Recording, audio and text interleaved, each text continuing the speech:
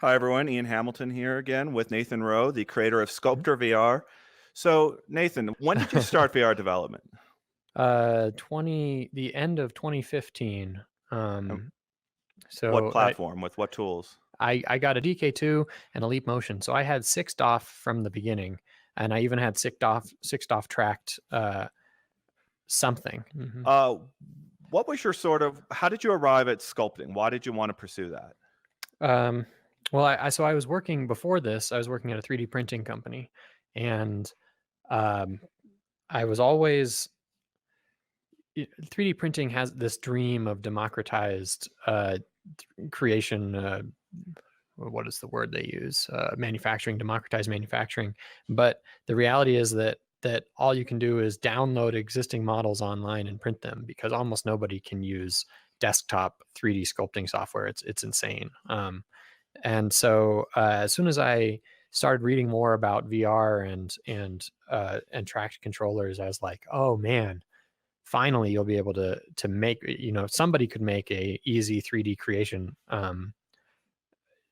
application of some sort. And so, but I spent a long time thinking about it, and then I read about Tilt Brush, and I contacted them, and it sounded like they knew what they were doing. So then I just like let this sit on the back burner even longer, um, which eh, I don't know. Maybe I could have gotten started a bit earlier and had a more successful launch maybe, um, but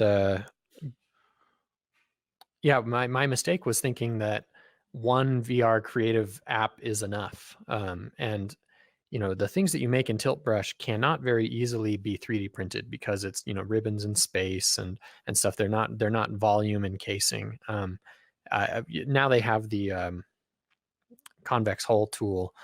So if you're very careful with that, you might be able to make sure that its volume in case and then things might be printable from Tilt Brush, but it's still not ideal because it has all these clipping triangles and stuff like that. So so voxel modeling is really the easiest way to get at least like organic looking things out. And Oculus thought the same thing, and just a few months after I finally quit my job and started doing this full time is when they announced Medium, and that was a terrifying moment.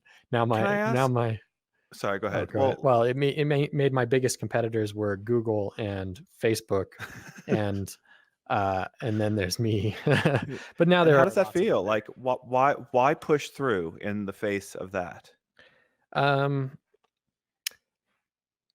Arrogance probably. I don't know. It Well, and I appreciate that, and I want to. One of the things that I've loved talking to you about, and you decide how open you want to be in this format, but can you say the success of platforms relative to one another? It's the thing everyone out there wants to know, and you have been on every headset, right? I mean, pretty much every um, anything yeah, with a controller. yeah. So can you explain that? Yeah, what's the success curve look like there? Is there a success curve?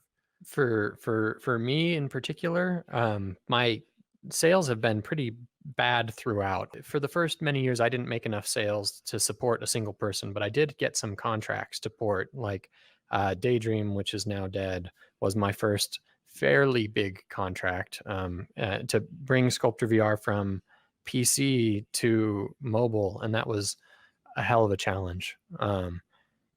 And used up I used up the entire money in the process of porting, so it wasn't like it made me anything. And then Daydream sales were absolute garbage. And so uh, PSVR, so PSVR is like sort of the size of a PSVR market was needed to where I support? had the most sales, but and that's true for most people that I've talked to. PSVR is the biggest sales, but for me, it was by a much larger margin, and that's because there's not as many. PlayStation doesn't have their own creative app yet. Dreams will get VR eventually, uh, and probably push out anybody else because Dreams is so incredible. Holy hell, it's so great. Um, but Sculptor VR still has creation in multiplayer, and Dreams separates out creation and play so that you're either playing or creating, and you can't really do both at the same time. And currently the multiplayer is LAN only. You can't do multiplayer on the internet yet, and multiplayer creation is expected to never happen. So there's still the multiplayer sandbox experience is still something that SculptrVR does really well, and so especially with Quest launch and stuff, I've started to kind of shift from being a creative app, even though it is a useful tool and artists can make incredible things. I've been focusing on sort of fun things that you can do with a voxel sculpting world around you with other people. And that's Rocket Jumps was recently, right? Right. So yeah, I just released thumbstick motion with Rocket Jumps. So tell me what the Quest launch represented for you and what the future looks like for what you're building. So forever, I believed that mobile or standalone was the future of VR, and that standalone was going to be mobile chipsets. So that was the main reason that I courted Google and tried to get on Daydream. It was so that I could be ready when, my thinking was at the time Daydream was 60 frames per second and had an 820 processor.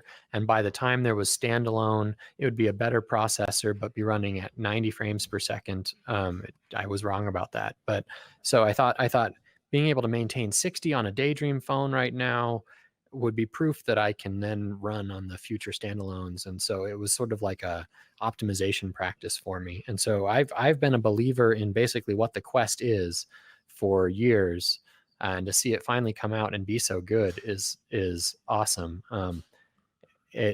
I was maybe too much of an optimist. I thought it would happen sooner. I always think everything's going to happen a little sooner than it does.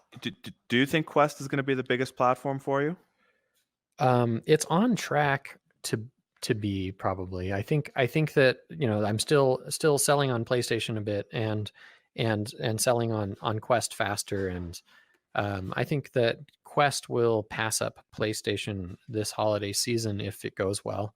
For you specifically, for right? me specifically, yeah. And on PlayStation, I never was able to get multi. That's a good time for it to have a problem. Yeah, so thank you so much for joining us. Go check out uploadvr.com for the latest news, reviews. We've got a steady stream of information coming there. And be sure to subscribe to the VR download. We're rolling out on all the different platforms, and find the subscribe links on uploadvr.com. And thanks again for joining us today and spending this time with us. And can't wait to see you next week.